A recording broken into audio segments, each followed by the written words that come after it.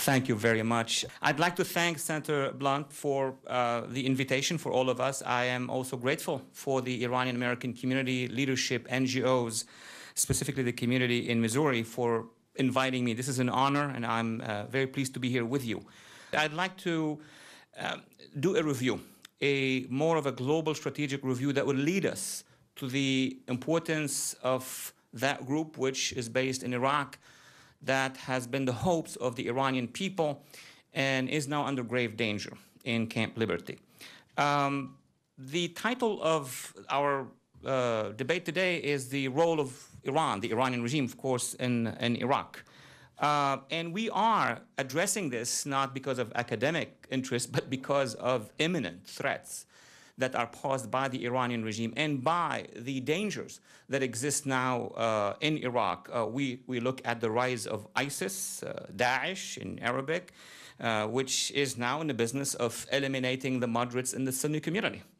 And that is a result of mistakes that the United States have done over the past, not just 5, maybe more years. The Iranian regime that has penetrated Iraq is not just doing it for the sake of Iraq. Iraq happens to be the basis of this strategic regional outlook. Iraq is vital for the Iranian regime to reach Syria, and Syria is vital to reach Lebanon and Hezbollah.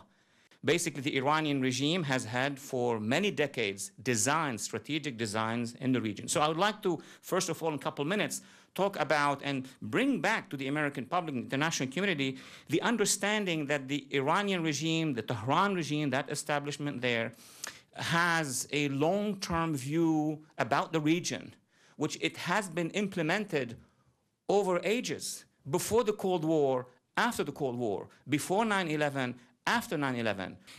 In 1987, a few years after the revolution or the takeover by the Khomeini regime, I wrote a book out of Beirut in Arabic before I immigrate later to the States, titled The Long-Term View of the Iranian Regime and Their Strategies. And I wrote another book in 2010 titled The Coming Revolution, which somewhat predicted the Arab Spring. And a last book this year in 2014. So these are books dispersed over 3-4 decades. And what I have made the case for is that the Iranian regime knows exactly what it wants. Generations of Iraqi officials ruling in Tehran under 2 supreme ayatollahs and many leadership of the Pasdaran, Iranian Revolutionary Guards, and ministries of defense, these people have a long-range vision that we are facing off with very short vision, and sometimes with tremendous mistakes. The goals, stated goals, actually, of the Iranian regime is to go as far west as they can and as far south as they can. One, the cornerstone was a strategic alliance between the Iranian regime and the Syrian regime. These are very old strategies that have been implemented, and as I said, through Syria into Lebanon, and through Lebanon into Hezbollah. Now, in order to accompany this policy of expansion, regional expansion, what the Iranian regime needed, and I made the case in '87 and in 2010 and again in 2014, they need a weapon of deterrence so that expansion can be protected. They need an umbrella. How can this umbrella be achieved? With the nuclear power. They are devising and designing over the years a forest or a fleet of missiles. And those missiles, as I always argue in the media here in our debate, are not designed to send flowers and roses. What would long-range missiles, middle-range missiles be delivering? Of course, the type of weapons, including the nuke and others. We have learned over the years that only a strong, organized, centralized, multi-ethnic, pluralistic opposition can be the deterrence and the reversal of the Iranian regime. There are no other alternatives. Let me be very honest about it and clear. I have always been pushing back in academia and the media here in Europe that this regime is popular, that we have been pushing against a regime that has popular support. Well, that lie was shattered in June of 2009. People saw on YouTube. I did not invent the YouTube, did not invent those. We saw on YouTube millions of Iranians marching. Whatever was the reason, I'm not interested if they were marching because some problems with the electoral. They were marching against the regime. somewhere between 60 to 65%, according to some research, of those who were demonstrating were under the age of 21 or 20. You know what that means. These are teenagers plus a couple of years. This is the future of Iran. If there is any measurement, any poll, it was taken then during that march. So when you have those numbers, and then of course in the early days we saw that many were females, young girls, and of course the example of Neda and the other females who have been brutalized during the demonstrations. You are giving the evidence, this is the evidence that the Iranian people is ready for change. They were talking to us, and actually they were hoping that we in the international community and here in Washington, in the United States government, will be standing by them. Unfortunately, we did not, and that was a tremendous loss. They would be fearful of a centrally organized, efficient organization that can actually mobilize these masses. And if a change occurs, there is another battle after a change or during a change, and we saw it throughout the Arab Spring. The Iranian regime knows that there will be other waves of demonstrations. We cannot stop those demonstrations. What the Iranian regime has been trying to do, and that's crucial for the understanding of why Tehran wants the head of the MAK. They are afraid of that only centralized organization, which at the next season of spring in Iran will be the one to seize the opportunity historically and then prepare for a transition. They are afraid of the transition. So they beheaded ahead of time. They intercepted ahead of time. This explains the entire Iranian policy in Iraq, among other things. The United States, that's my third section, unfortunately did not have that vision, the one that I have just developed, unfortunately. The past two, if not more, administrations. Now, between 2003 and 2008, we were in Iraq. We needed to continue the work. We needed to work and partner with civil society in Iraq.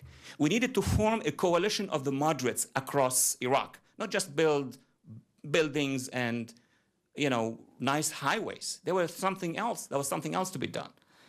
Now, between 2003 and 2008, we should have and we could have strategically supported the Iranian opposition, the exiles based in Iraq. Not one Ashraf, 10 Ashrafs. That's what we needed to have in Iraq.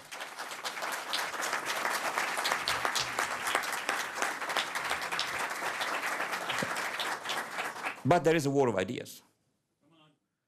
There is a war of ideas. The Iranian regime, and I am making this statement now as a historian because we're 10 years or so after, the Iranian regime was able to outmaneuver our efforts while we were in Iraq.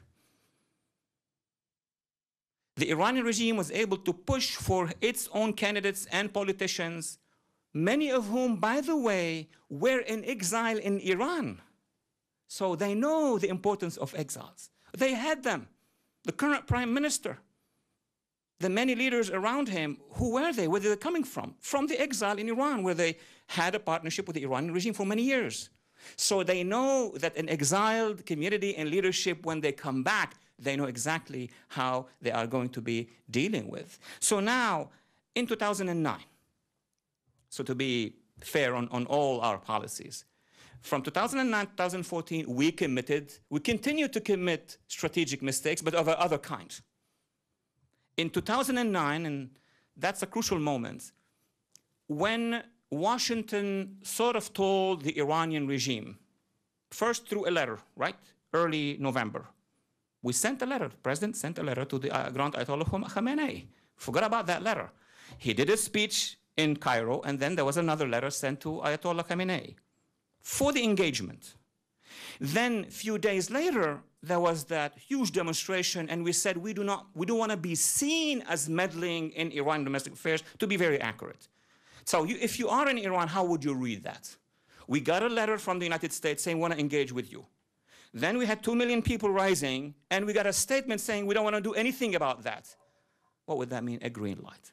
We're not going to intervene with the Iranian, neither opposition nor people, when they will rise against you, because we want to engage you. And in 2013, in the fall of 2013, the result of that policy of engagement was now clear.